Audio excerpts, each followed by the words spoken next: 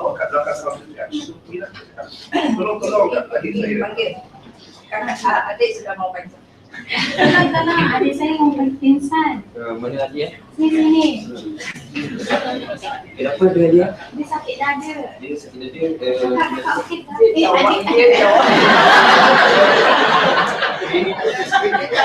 jawab.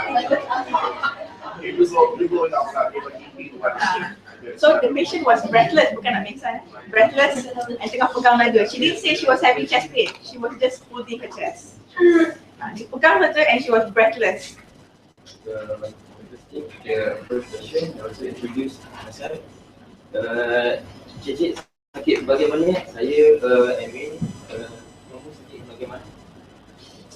Ini sudah berapa lama? Tak sakit. Tak sakit? Tapi sesak nafas. Pagi ini ke macam mana? Okay, the patient was breathless to the point that she can't even bercakap lah, can minimally talk. So the most history was given by the sister. Okay, so because patient was breathless, so do you want to ask the patient a lot of questions? So I think you can introduce yourself, go to approach the patient, introduce yourself. Since she's a lady, probably you want to get someone else to help the patient into a very better place, macam trolley ke something. At the same time, ask the lady a few questions. Dah sakit dada ke? Kan? Betul tak? Can you do that again? Dia sudah berapa lama sakit tadi? Dia sakit pada Since last night. Since last night. 10 PM the day before.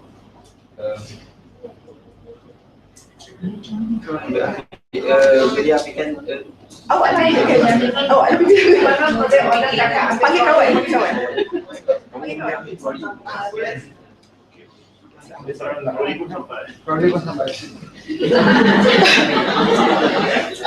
Nanti boleh.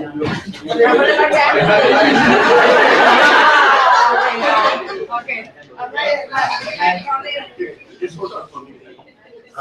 This is you have trolley, you have wheelchair, you have wheelchair. This case trolley or wheelchair? Then at this point, the sister will say, kakak, adik saya tak boleh berjalan, dia lemah kaki. Now, position macam ni, if you notice, the car doesn't have door. The car is never doorless, the car is never windowless.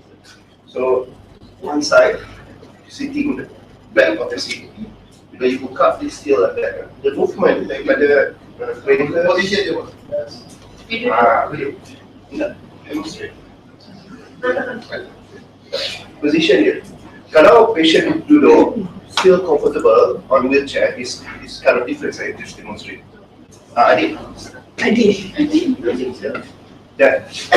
duduk macam tu, is to move patient, wheelchair kat sini. Kalau wheelchair, you move the patient down.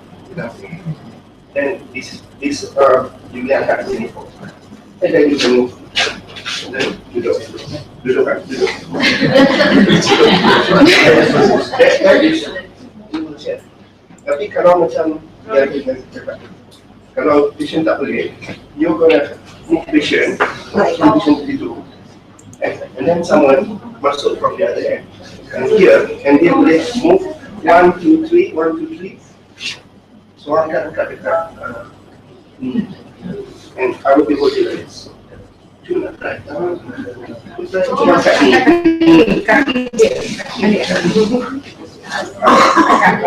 One, three. I can move. Nampak ya.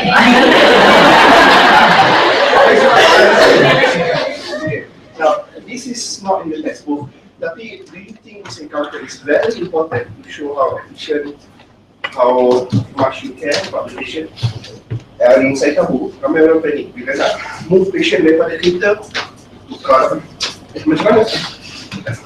No, nampak sangat tidak professional. And you doing this job sampai 20 tahun, and then you will retire and you still don't know how. You go home, bila orang sebelah rumah ada problem tu, you still don't know how to move patient. And that is really stressful. Kena pula the patient is a VIP. Right? Dan nampak macam mana but you were in But the truth is that we can't give up people because we don't probably teach. Because our theory is sort of straight jump into definition. Yeah, that's knowledge. Tapi encounter is an art.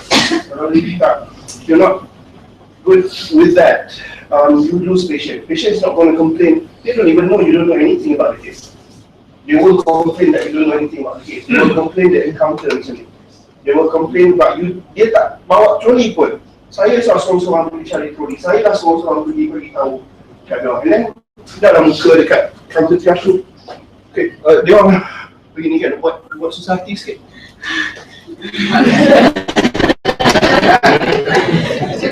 Selagi dia tak datang minta tolong, you would never move and go to her. And that is so bad. Bayangkan orang tu adalah adik kita tadi. Adik. Adik, how you feel lah? Kan? Oh, adik. Lagi kakak panik.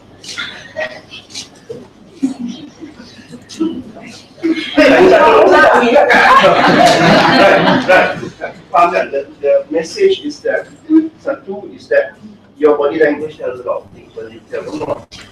And the body language, your first will, whether you win with the patient is your body language plus bila you want to help. Then kedua, you are reluctant to move. Why?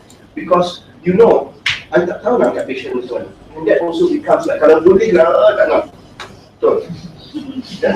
But when you are good with lifting patient, when you are good in movement of the patient, and benda ni even all level, maknanya di counter triage, awak semua, NA, PPW yang baru, learn how to move patient comfortably, you will love this part of moving the patient comfortably. And then patient will rasa, wow, so professional. From there, dia punya marah and anxiety is half. You will have the patient. Faham? For smoother purpose, can we do that with the sleep again? Okay. I think okay, patient datang sekali lagi and the sister we was are at the part of the trolley. we are at the part of approaching the patient again lah. Okay. Cuba. So, okay, kat dalam patient tu kena approach. Dia kata So take home message is to approach the patient when the patient arrive. Jangan tunggu orang datang. Kalau nampak patient breathless, nampak macam tak stable, pergi tengok patient dekat. Okay? Right. Cik tolong. terus keluar. Oh, okay. Cik tolong. Adik saya, dia sesak nafas. Dia sesak nafas. Dia dah sis berapa lama? Semalam. Dia sebelumnya ada penyakit jarang. Tak ada. Okey, someone ambil clarification. Okay, adik dia Patient datang ambil trolley. Tanya dulu boleh jalan tak? Oh, adik boleh berjalan tak? Tak boleh. Boleh clarification. Maybe trolley. Okay, pasal boleh. Boleh lah. Wow. Trolley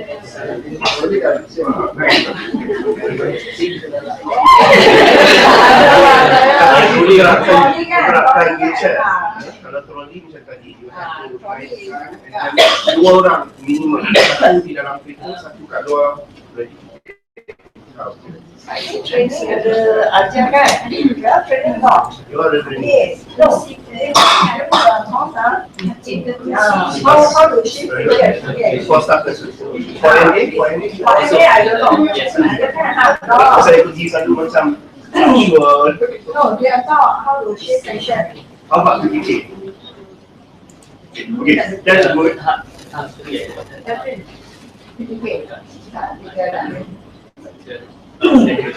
No, tahap 3 is multi.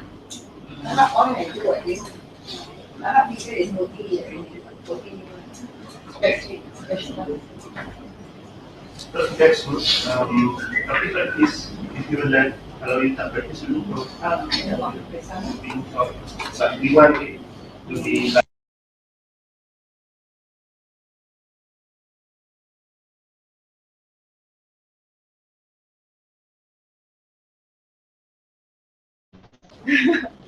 Okay, so the triage officer, what would you do is already been demonstrated by Arif just now. Okay, so how do you approach the case? Now we have approached the patient, so how do you approach the case? What do you do next? Because now patient are already on the trolley, so what do we do next? Okay, kita next. Ada yang pakai spek mata. I'm sorry, I don't know your name. Kenalkan diri, nama? Ryan. Okay, now the patient is already a trolley. She's breathless. She can barely speak. She cannot walk. So what do you do next? What, according to this, so what do you know? What do you do next? How do you approach the patient? Straight away try to research. Straight away try it. What? Based on this. Introduce yourself. Okay, that's already been done just now. Then Feel the pulse. okay, that's good. And Okay, when you feel the pulse, what are you looking for? Okay, and check the way breathing. Calmnya. how do you check the airway and the breathing? Ask question. Okay, so if the patient is unable to talk, what does it mean? Obstruction. Patient able to talk. Able to talk. Goodness. That means there's no airway obstruction, isn't it? Okay, so when you feel the pulse, you're feeling the patient's hand as well. So you're feeling whether the hand is cold, whether the patient feels feverish, how's the pulse, whether the volume is good, whether the patient is tachycardic. And if you feel enough pulse, I think you can tell the patient is tachycardic or not by just feeling the pulse. Whether it's slow ke, laju sangat. So you alright, you have a certain idea in your mind already. So and you ask certain questions to the patient. If the patient can answer, then probably there's no airway obstruction. And then listen. What else? You listen. What are you trying to listen for?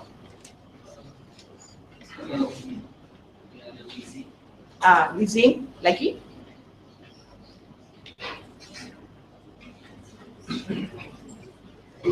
Ada things that busy? Siapa-siapa boleh tolong? Kawan?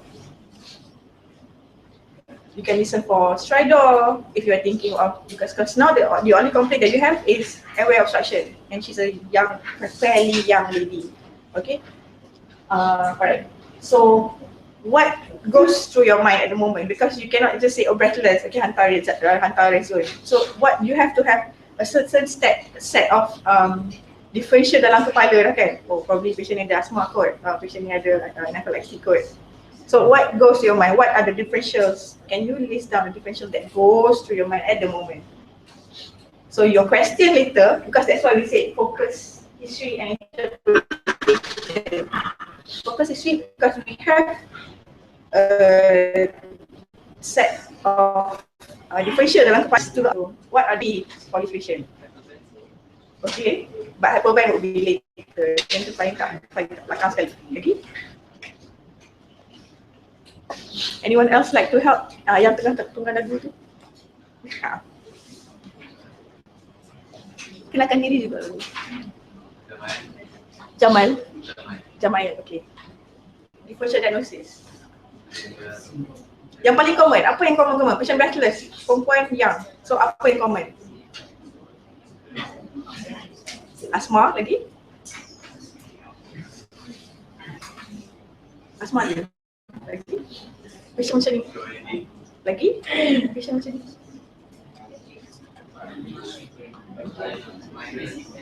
Apa dia? Sebab MI lagi?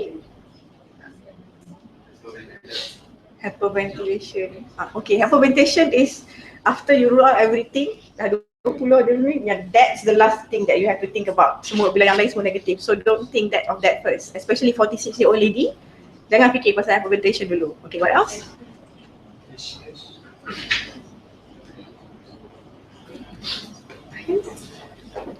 Okay. Okay, we do that dulu. Okay. So this slide banyak sikit. So quality interaction, approach the patient, help open the car door, introduce yourself at the same time. If patient is breathless, get a trolley, get another person to assist. Second one, gentle touches. Touch the patient lightly, reassure the patient. Nanti dah sampai hospital, kita akan bantu nanti, okay? Kita akan bantu bagi boleh bernafas. Okay, anything, just reassure the patient so that the patient is calmer. Okay? So second, feel the pulse. Is it strong? Is the rate normal? Does the patient hand feel cold and clammy? Is she in shock? Kalau orang patient in shock, the hand will be bluish, ada apa, slightly very cold, and then is the patient ataupun panas, she's feverish, berpeluh-peluh ke anything, okay? Then primary survey, look at the patient. Looking itself can give a lot of clue for the patient. Is the patient able to stand up on her own? If she cannot, why? Is it because she's too breathless or because she's weak? Or she cannot move one side of her body or anything? That's how we then patient is clasping her chest. Is she having chest pain? Then one of the focus history kita akan tanya, patient sakit dada ke? And can she speak? That gives us an idea whether airway is patent or not. Is there any wheezing? Is there any stridor? Okay, so syndrome interpretation from focus history and interpretation. So focus history that we can ask the patient is, so when we saw the patient, we cannot just like, oh, ini SOB terus hantar je, tak boleh. So we have to think. That's why we need you to think. So we have a set of differential diagnosis. So we ask questions based on what we want to rule out. So our differential diagnosis for the patient could be asthma, could be pneumonia, it could be pulmonary embolism, it could be ACS, it could be anaphylactic shock. So and other lesser common yang kurang common sikit, as like connective tissue disease, neurological disorder, malignancy, poisoning, and other things lah. Okay, so this is from the look lah. From we can ask the question we can ask, right? So the package management that we can give the patient, dah letak ni, if we have oxygen tank, bagi pasang oxygen kat patient. If there's a blanket, bagilah blanket, alright? And try to resuscitate why. I already wrote resuscitate, I should ask you guys one more. If we want to try the patient, say this patient we try to resuscitate, but can you explain kenapa we try the patient to resuscitate? Kwan? We try to turn to resuscitate because we need immediate intervention. Okay. If it's oxygen or because they are thinking of anaphylactic shock. From the presentation patient tadi, based on the patient tadi, so why would that patient go to resuscitate specifically?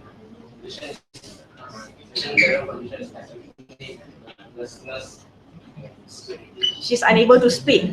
That means she's very breathless. So takkan nak hantar ke yellow zone, isn't it? Apa sangat yang kita boleh buat di yellow zone. Alright. So and we are in expecting patient might collapse, respiratory arrest, respiratory failure, patient might collapse. So takkan hantar yellow, isn't it? So we hantar ke resuscitate. Okay. So the patient is pushed to resuscitate. So dekat resuscitate there will be an MO, a staff nurse will take the handover from you. So saya nak point So how do you hand over this case to the staff nurse yang tengah kerja kat dalam?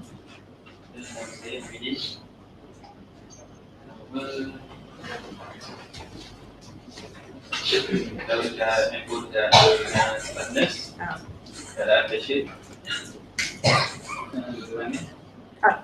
Cakap how do you hand over? Hand over sekarang. Just hand over. Just hand over to me. Say you are pushing the patient in, masuk resuscitate, and then I'm working there in the resuscitate and hand over the case to me. The third patient is this. She disobeyed, she is class 9.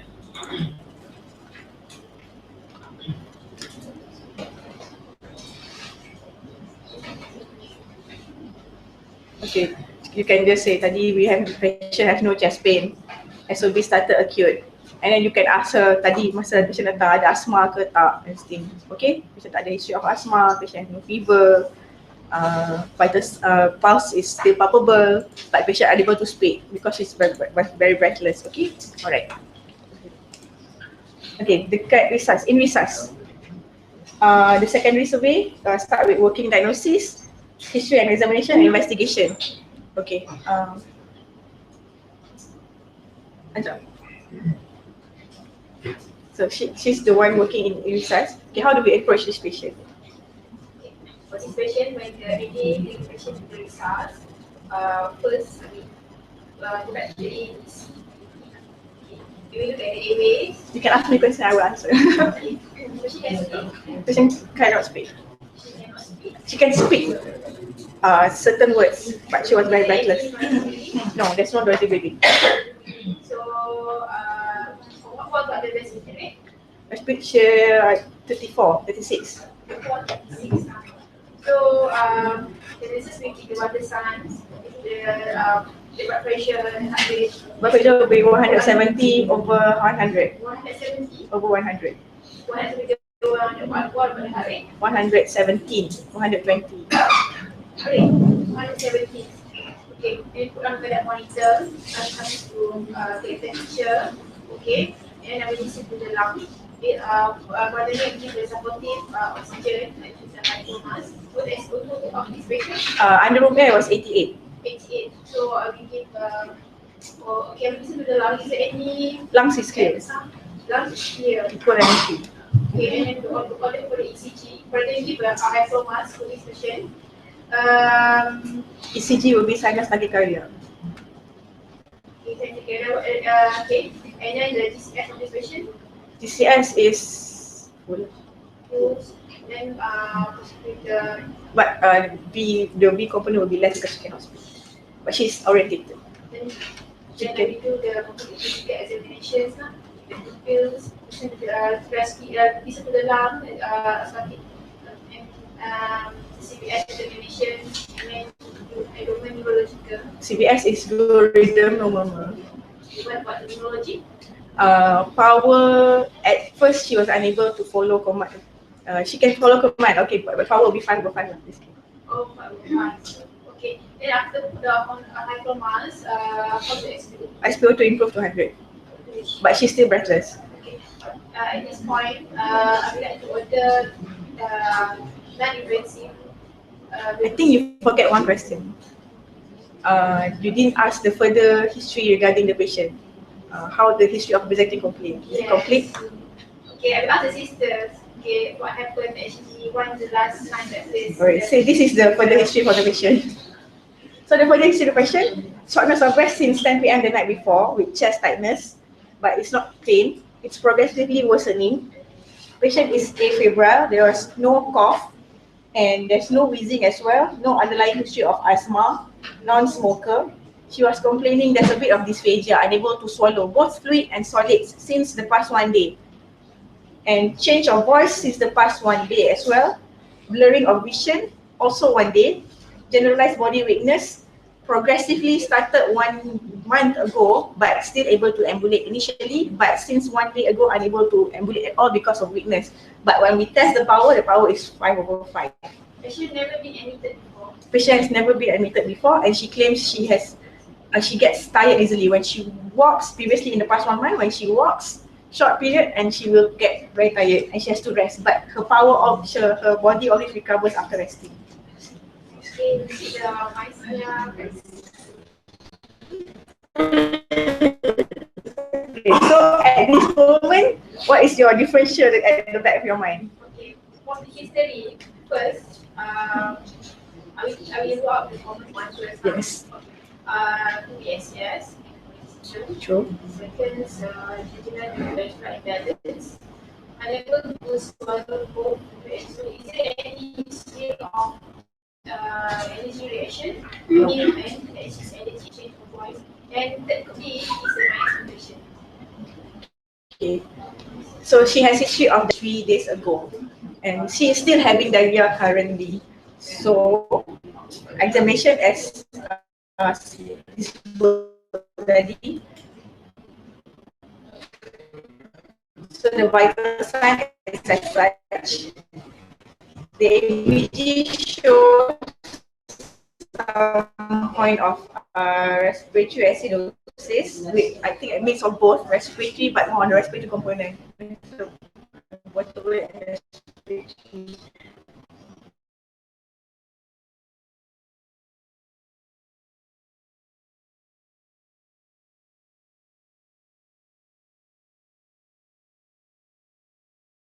To safely, but the chest X-ray is clear, but total is slightly high.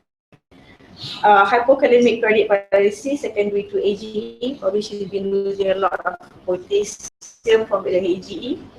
Guillain-Barré because she's having infection, but she's still having ongoing infection. That could be the downside of the, and also myasthenia crisis. Right. actually the sister did not know. Actually, it wasn't the first episode. That's the first crisis, but not the first.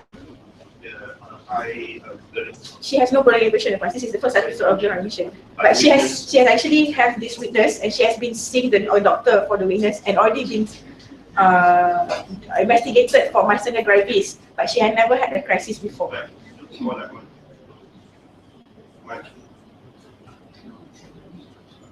Is it delivery operation or she had a dosage? She had, at that time, she was only complaining of diplopia. She knows she has present for this. She knows, but she's okay, because this was found out later. At the time, she was too breathless to tell anything, and the sister did not know anything. There was no ptosis, no documented ptosis lah. But I suspect that there should be some amount of ptosis in the ward. The patient has ptosis. Okay, I don't know. It was not documented, and upon presentation was there any ptosis. Yes. Because they do have this eye problem. Alright. Okay, so this patient, we proceed with intubation because of the respiratory failure type 2 impending collapse at the time. And the main point that I would like to highlight for this case is high index suspicion. We still, every patient that we approach, the common things are still common.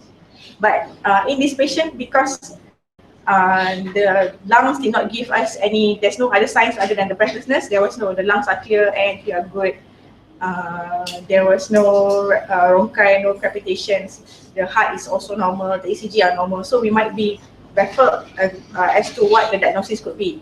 But still, the common things are common and worth being ruled out first.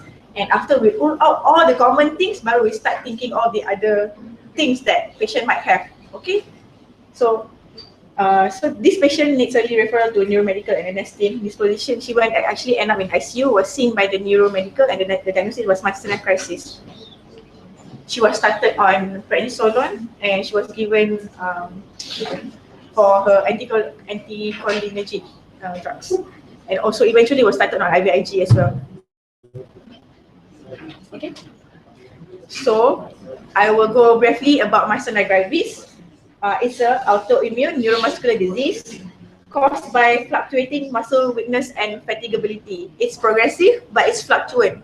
A patient might present with normal power at one time and reduced power at another time. Okay, muscle become progressively weaker during periods of activity and repetitive use. So when you move, when patient prolong walking, prolong use of certain muscles, and she will get fatigued easily, but usually relieved by rest. And typically worsens during the course of the day. After the petang-petang, malam, it will get worse. Usually it affects the eyes and eyelids, as Dr. Azamani was asking about the ptosis. It was not documented whether the patient has ptosis, but in the ward patient has ptosis. Facial expression, chewing, talking and swallowing are most commonly affected. So patient will complain of dysphagia, susah nak makan, tak boleh nak kunyah, susah nak ni. And then you will see that the muscle dia tak boleh nak, the facial movement are a bit affected. So mungkin susah nak senyum. So generally when you first look, you can see the patient's facial movement also. Okay. The first noticeable symptom may be weak eye muscles. That is the first patient will present with diplopia or ptosis. Okay, average age of onset in women is 28 years old. In men, the average age of onset is 42. So, additional risk factor for someone to have this kind of condition is familial, whether the family already has a history of myasthenia gravis in the past, and the penicillamine injection. It's not a drug that is commonly used nowadays, tapi this is one of the drugs that may induce myasthenia gravis. And other autoimmune diseases such as thyroid disease, diabetes, DM type 1, rheumatoid arthritis, lupus, and demyelinating central nervous system diseases lah. Okay, and there's two types of myasthenia gravis. The less life-threatening is the ocular myasthenia gravis, and the more life-threatening is the generalized. So the ocular one affect only eye eye muscles mainly. So the patient has mainly ptosis and diplopia. And we can see lah mata dia sebelah belah. And the second type is the generalized myasthenia gravis. The patient will have limb involvement, respiratory involvement, also the mastication and all the swallowing muscles involvement, also the eye involvement as well. Okay. As I said just now, the weakness are progressive and worsen after repetitive use of affected muscle. There will be periods of exacerbation and remission. There will be periods the patient is okay, patient is not so good. Okay, exacerbation may be caused by systemic illness. As this patient, she was having bouts of AGE. So the symptoms already started 1 month ago, but probably the AGE triggers her to go into crisis. Okay. So it could be triggered by other things like fever, hypothyroidism, surgery, emotional upsets, stress, pregnancy, menstrual cycle, or certain drugs lah, as I said just now. Okay, so myasthenia crisis is any provoked myasthenia gravis exacerbation necessitating mechanical ventilation that result from weakness of the respiratory muscles and bulbar muscles. Most patients that present with myasthenia crisis have identifiable risk factors such as infection, drug use, stress, endocrine disorder, or metabolic imbalance, as of this patient that study. Other less threatening signs and symptoms of myasthenia crisis include generalized muscle weakness, tachycardia, pale, and clammy skin. Okay. So patient with respiratory failure with non-identifiable cause, we should think of myasthenia crisis at the back of our mind lah. And it is also good. We need to rule out cholinergic crisis. Whenever we saw a suspected myasthenia crisis, we should have at the back of my mind think about cholinergic crisis as well. So cholinergic crisis is defined as neuromuscular weakness and respiratory failure resulting from a high dose of cholinesterase inhibitors and may present with symptoms similar to myasthenia crisis. Patients have almost similar symptoms, but they will have you ever heard of the dumbbell pneumonic? They will have decrease of salivation, lacrimation. Dumbbell or slush. Tanya kok. It's already there. Pun dah tulis pun. Dah ada dah. Tak nak, dah tanya slush pula. Slush.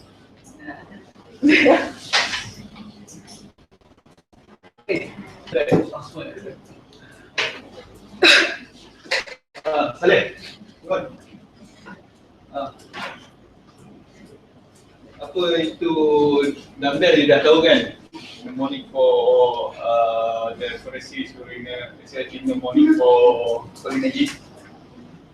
What are the mnemonic yang you can describe cholinergic crisis?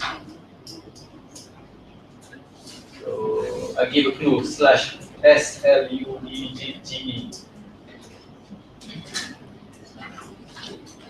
It's almost the same thing, but it's just a different mnemonic. So it's a different mnemonic. You either you use slush or dumbbell. It's the same. So it's the description for clinical or syndrome for cholinergic crisis. Apart from cholinergic crisis, what are the causes by excess medication? Excess medication, poisoning, we can expect to see this kind of patient. What? Poisoning? Poisoning. Okay, what kind of poisoning? Okay. Okay, so organophosphate poisoning patient akan present dengan what are the characteristics? You want to see patient datang kata, oh saya tertelan air. Racun rumpai. So apa you want to look for what? You want to look for the TOT syndrome kan? You want to look for the dumbbell or slush. So this is to help you in for the frontliner lah, macam you go to depan. So you want to look whether patient is really hayo, menangis, apa lagi? Susah bernafas because terlampau banyak secretions.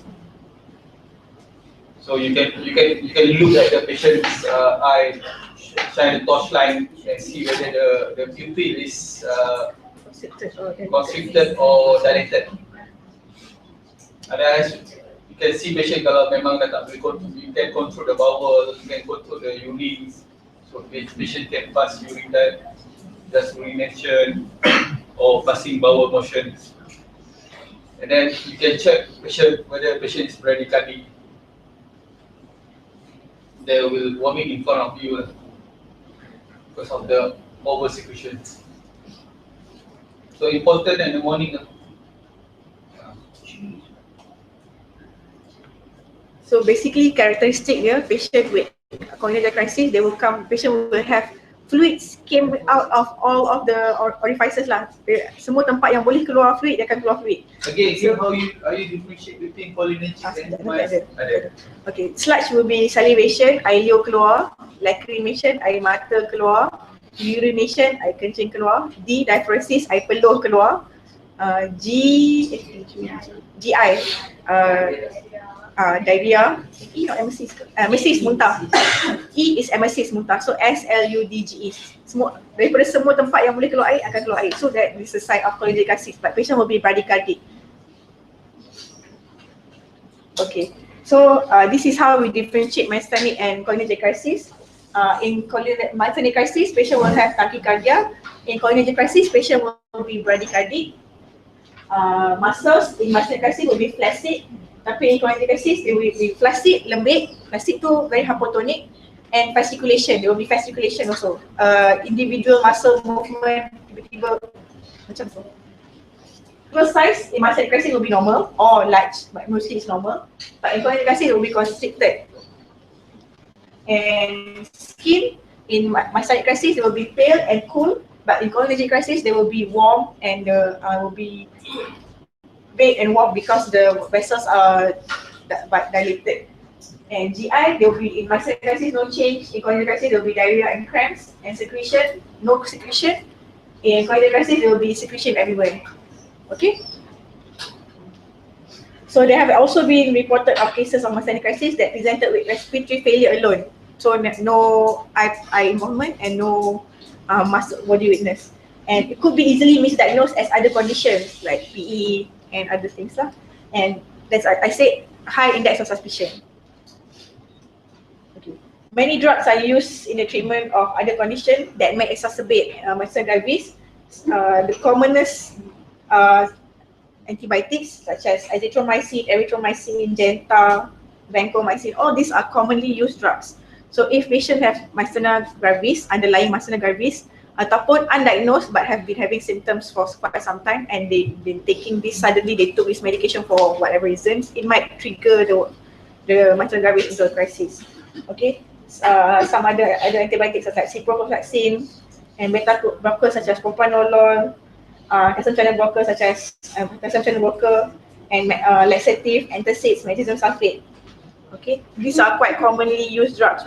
I think we get it quite often when we give the patient quite often.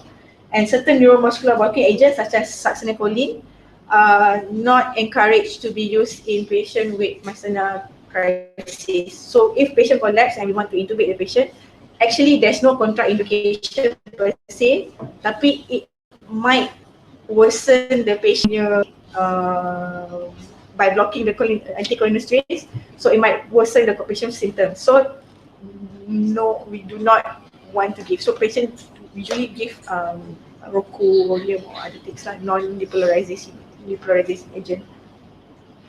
Okay, for treatment, this is just overview saja.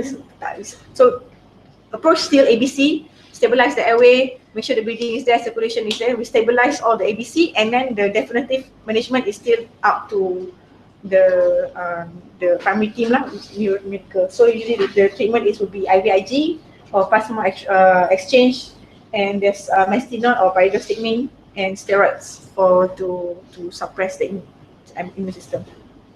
Okay, that's it. I think. Any question?